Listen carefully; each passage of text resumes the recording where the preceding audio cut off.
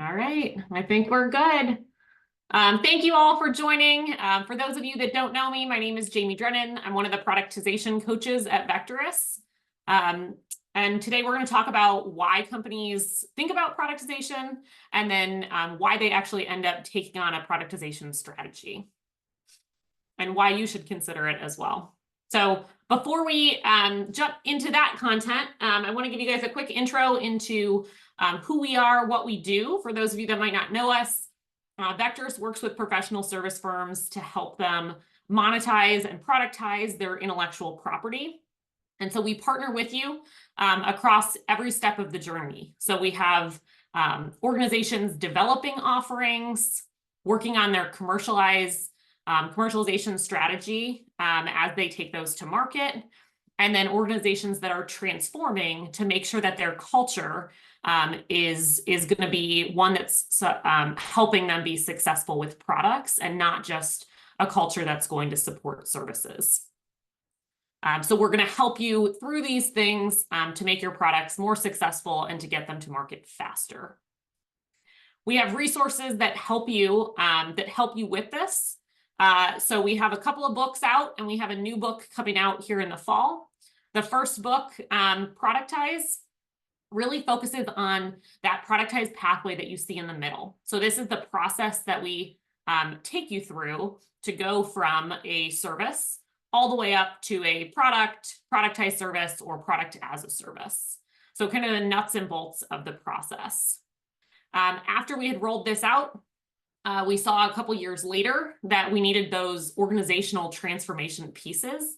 And there was a lot of change management required that isn't required at B2C organizations or companies that are traditionally, that started off with technology. And so that change management piece for the culture is really documented in Fearless.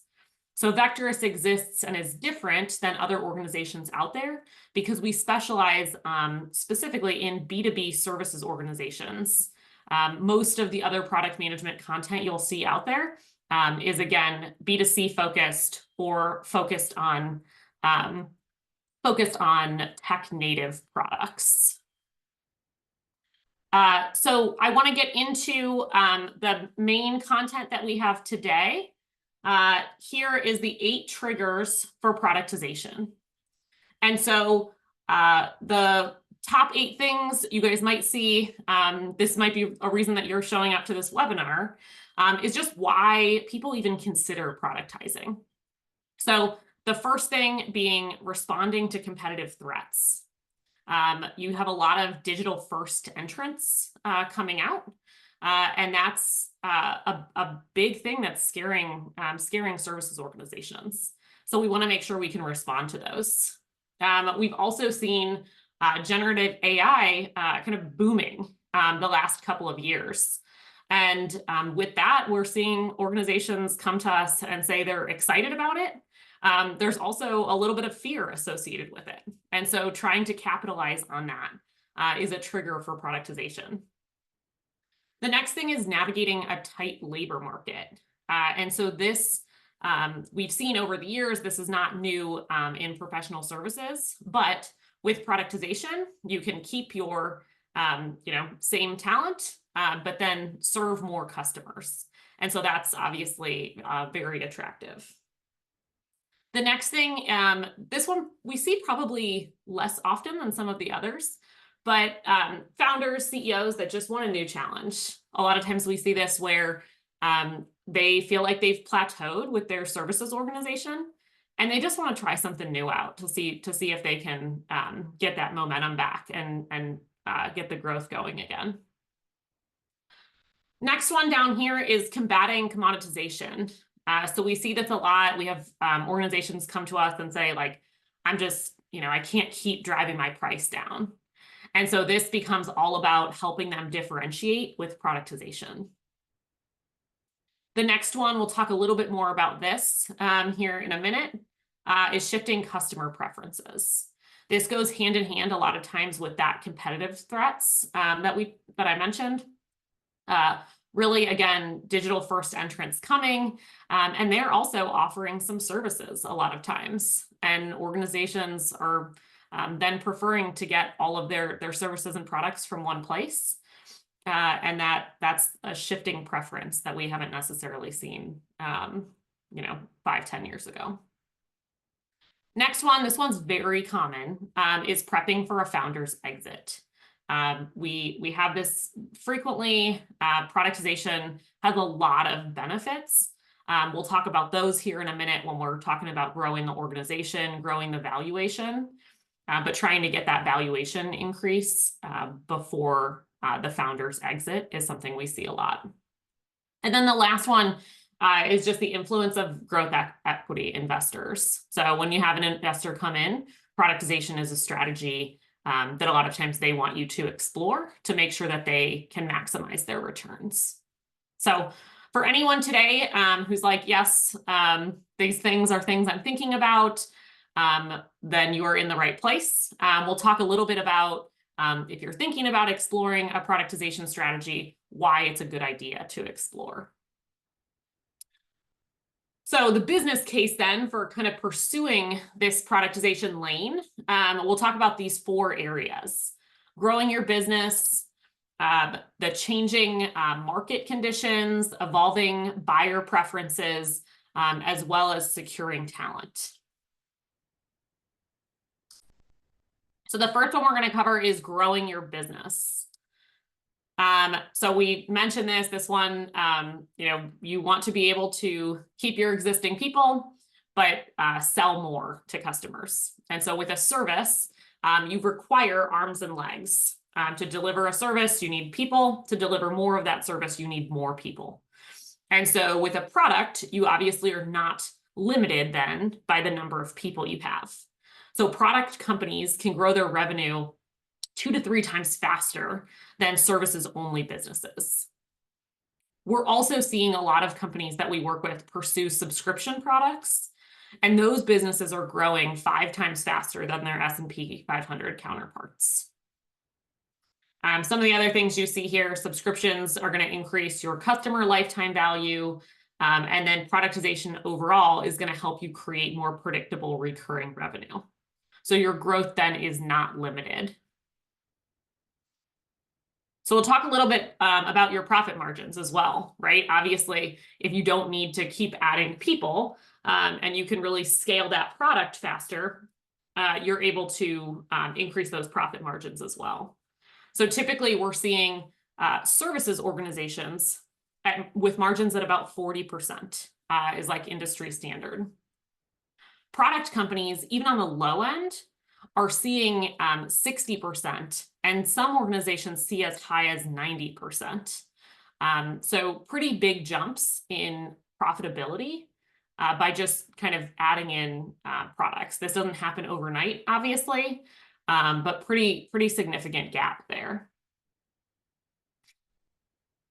And then the last one in this section is those product as a service companies have higher valuations. So I mentioned one of the triggers is having a founder or CEO looking to make an exit. And a lot of times that's when they're coming to us. And this is the thing that they care about. Those product companies typically have much higher valuations. Sometimes we're seeing valuations of about 8 times the revenue instead of a services firm that's just about 1x your revenue. So lots of different things that account for this, better profit margins, greater opportunity for growth, and revenue visibility are all things that investors care about. And they're also things that you can point to in your valuation. So if you don't have a specific product, you don't have that IP that they can monetize, it's very subjective in the variables that they're using. How strong are your customer relationships? How skilled is your current talent? Those kind of things, which makes it much difficult to get those higher valuations on a services organization. So those are big ones. These types of benefits, though, with growing profit margins, increasing your valuation, they don't happen overnight. So getting started sooner rather than later will help you realize some of these monetary benefits more quickly. So if you are someone showing up to this who's hoping to make an exit, definitely reach out, get this strategy started faster, sooner rather than later, to make sure you can realize the valuations that you're looking for. The next one is the market is changing. So we've seen the pace of business has kind of taken off since COVID. The rise of generative AI has also accelerated things. So a couple of years ago, McKinsey came out with some research that said 9 out of 10 companies are looking to create digital businesses to just scale and compete. And so those businesses that haven't yet created any type of digital component are really in jeopardy of falling behind, because so many people are doing that just to keep pace. There's also, we talked about one of those triggers earlier being generative AI and the boom that this has created. So professional services organizations, as you probably could have guessed or that you already know, really are well positioned to see the greatest leap in productivity from generative AI. So you see there 41%. That's pretty big leaps. We also see that with just knowledge workers in general are also seeing or have the opportunity to see really big leaps in productivity. And so one of the things we want to call out here is we actually encourage people to, one, try to see productivity savings from generative AI, but also where they can really unlock some big potential is trying to monetize generative AI. And that's where we've seen some big successes with organizations that we work with.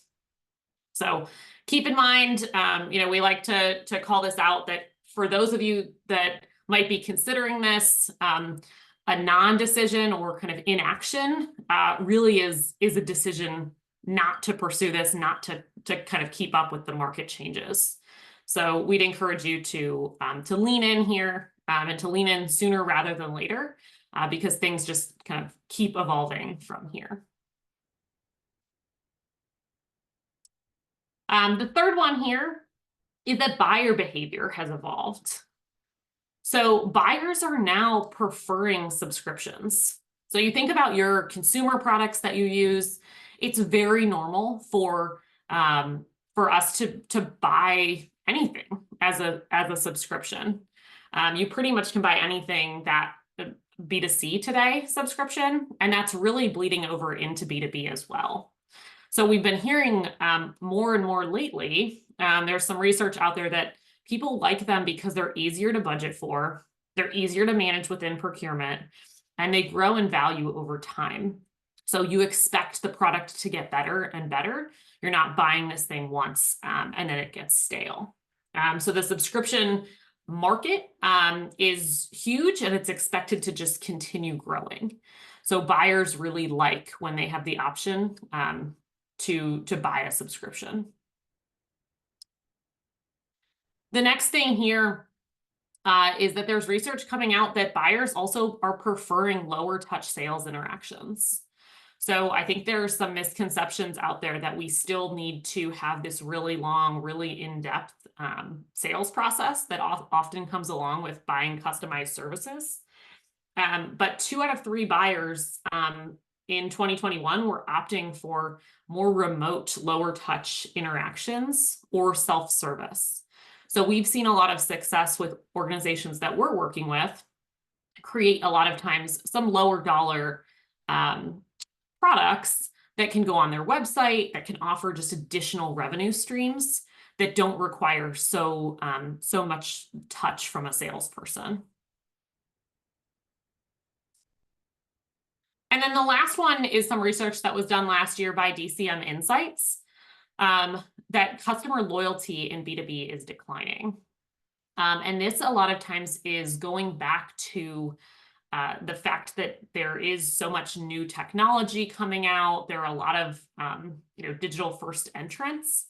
And so while 5 years ago, more than likely, if you won the business once, you could win it back. But now, 5 years, really 4 years from now, that's not even 50-50 anymore. It's really hard for salespeople to keep winning back the same business, especially if you're not evolving, because organizations are always evaluating what's out there, what's new, and what's going to be best for their needs.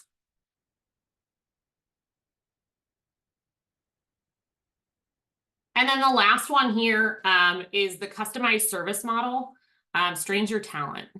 So we touched on that a little bit above as well as a trigger, because typically a customized service requires really customized, specialized talent to deliver and to sell that. So custom services are both harder to sell and deliver. There's pressure on sales, like I mentioned, to constantly be bringing in new clients. And then it's really hard on delivery teams too. A lot of times we hear that customized services sellers are just yes people. We've had people make the joke, like, we're a yes as a service company. Whatever people come to us with, that's what we'll sell them. And so that puts a lot of strain on your delivery talent, as well as your sales talent, but your delivery talent to say, all right, I'm going to recreate the wheel every time with this new stuff. I'm never kind of delivering the same thing that I've done in the past. Whereas either a productized service, so a standardized offering, or an actual product, you can train a more junior, less specialized resource that typically is also less costly to deliver that productized service or that product. And so that's a real benefit, that you only need your really specialized talent for the custom services or for more strategic elements. And then when you have this, that specialized talent, you also don't want to see them leave. And professional services firms are really right now only retaining a little less than 64% of their employees, which is a big deal. It's really hard in this labor market to then get that specialized talent again. Burnout is really tough. And so if you can look for instead those more junior resources to deliver a productized service, it puts you in a lot better position, that you don't have that knowledge going out the door.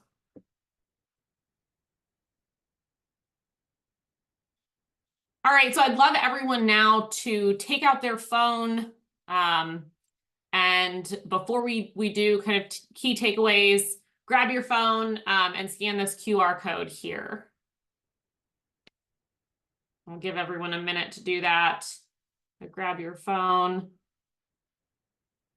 We'd love to talk to you about how we can help productize your service offering.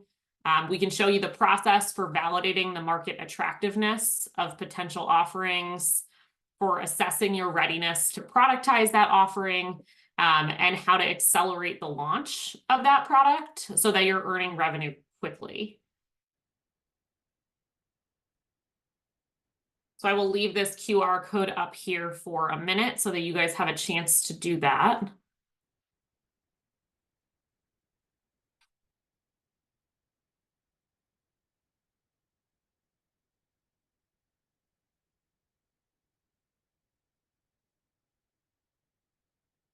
All right. So key takeaways, if you've been considering productization, if one of those 8 triggers has driven you to this webinar or has driven you to Vectorous, the business case for taking a productized approach, it will help you grow your business and hopefully increase your valuation if you're a founder looking to make an exit. The market is changing. It helps you keep up with those market changes, evolving buyer preferences, and helps you secure talent. So there's no better time than now. Like I mentioned, these benefits don't come overnight. So the sooner you get started with the productization strategy, the sooner you'll be able to realize all of these benefits. And with that, I will open it up for questions.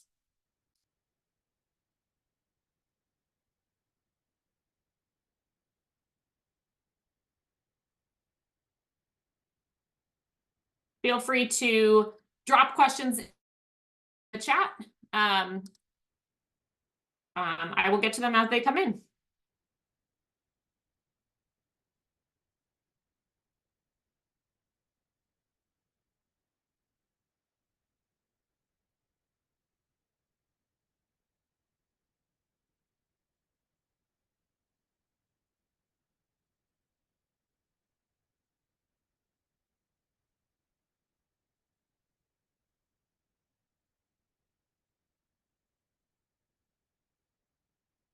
Yeah, can you give an example of combating commoditization?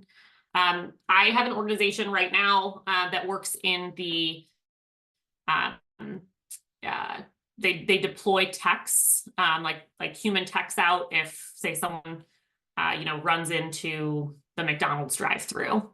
And so they deploy people out, but right now that market is kind of being commoditized, and so everyone just wants the cheapest tech to come out to do that. So we're working with them to go back over their pricing and packaging and make sure that we can help them understand the value and the other elements that they do really well, and then create additional value and productize what someone gets for the different service lines that they have to make sure that they're differentiating themselves in that space. Good question.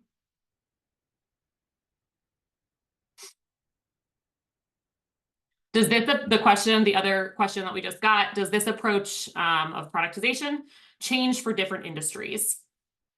So the productized pathway that I threw up of trying to assess the market, commercialize that offering, and transform your organization is specific to B2B services organizations, but industry to industry, it differs slightly, and your coach will tailor that approach to you. But all the steps are the same. So it's just how much change you need within your organization with each step, and then sometimes a little bit of the ordering of things. But in general, the process is the same industry to industry, as long as you're kind of within that services space.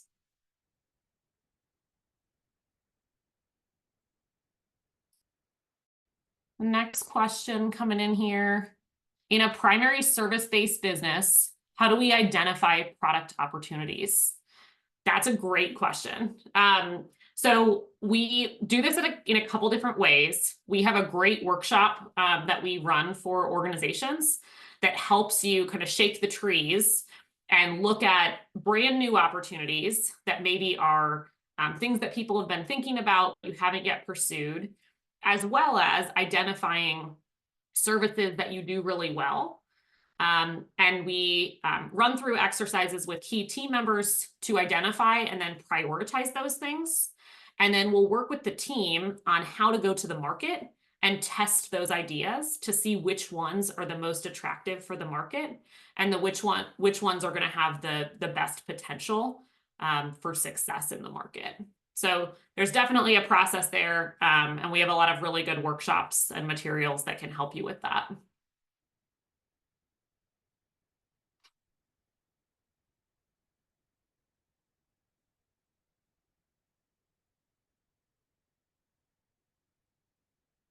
Any other questions?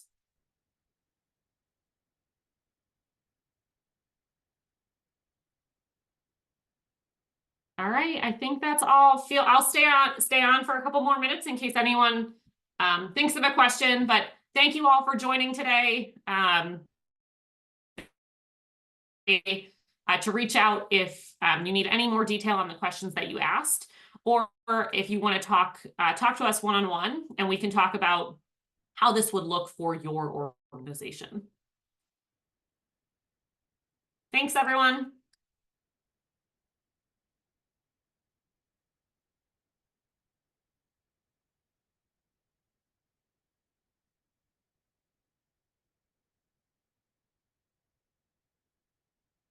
Oh, I think we have one more question coming in.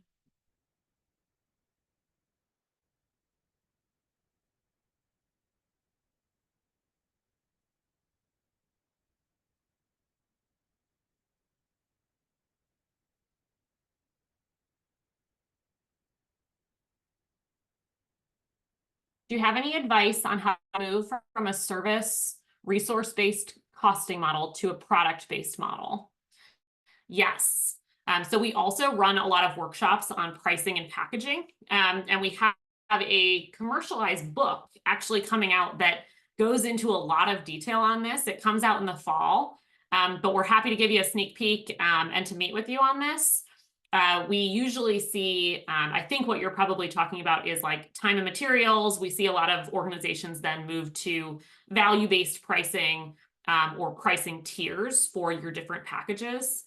And really, most of it's all about unlocking customer value, understanding where that value lies, and then charging for value instead of charging for time.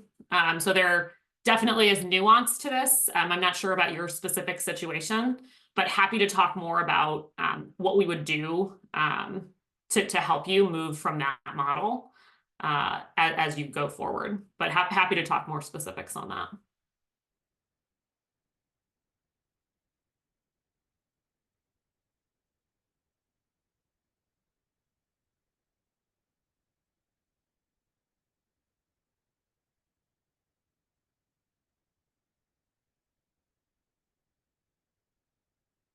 All right, any other questions?